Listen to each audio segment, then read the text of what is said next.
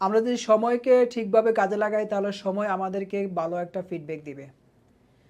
সময়ের গুরুত্ব নিয়ে আমরা অনেক কথা শুনেছি, অনেকেই অনেকভাবে বলেন। আসলে সময় আমাদের কাছে খুবই ইম্পর্টেন্ট, কারণ আমাদের ৬০-৭০ বছর জীবনে আমাদেরকে অনেক কাজ করতে হয়। কাজের পাশাপাশি পরিবার রয়েছে, নিজেকে সময় দেওয়া। তাই প্রত্যেকটি সময়কে যদি আমরা সঠিকভাবে মূল্যায়ন করি এবং সময়কে সর্বোচ্চ প্রায়োরিটি দিয়ে কাজ করে যাই, সেই জায়গা থেকে সময় আমাদেরকে সর্বোচ্চ জায়গায় নিয়ে যাবে। তাই অনেক সময় অনেক কথাই আমরা শুনি, একটি কথা আমরা সবাই জানি, সময় এবং স্রোত কারো জন্য অপেক্ষা করে না। এটা খুবই নিতান্তই বাস্তব একটা কথা। এই যে আমি ভিডিওটা তৈরি করছি, অলরেডি আমার থেকে যে সময়টুকু চলে গেছে, এই সময়টুকু আর ফিরে আসবে না। সময়ের গুরুত্ব নিয়ে কোরআনে খুব সুন্দর একটি আয়াত রয়েছে, সূরা কাহাফ 18 নম্বর সূরা 23 নম্বর আয়াত।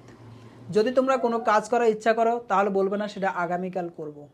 তার মানে আল্লাহ আমাদেরকে বোঝাতে চান, যদি আমরা কোনো কাজের অ্যাটেম্প নেই যে আমরা কাজটা করব, তাহলে যেন আমরা সেই কাজটা যখনই আমরা করতে চাই তখনই করে নেই, আগামী দিনের জন্য যেন আমরা রেখে না দেই।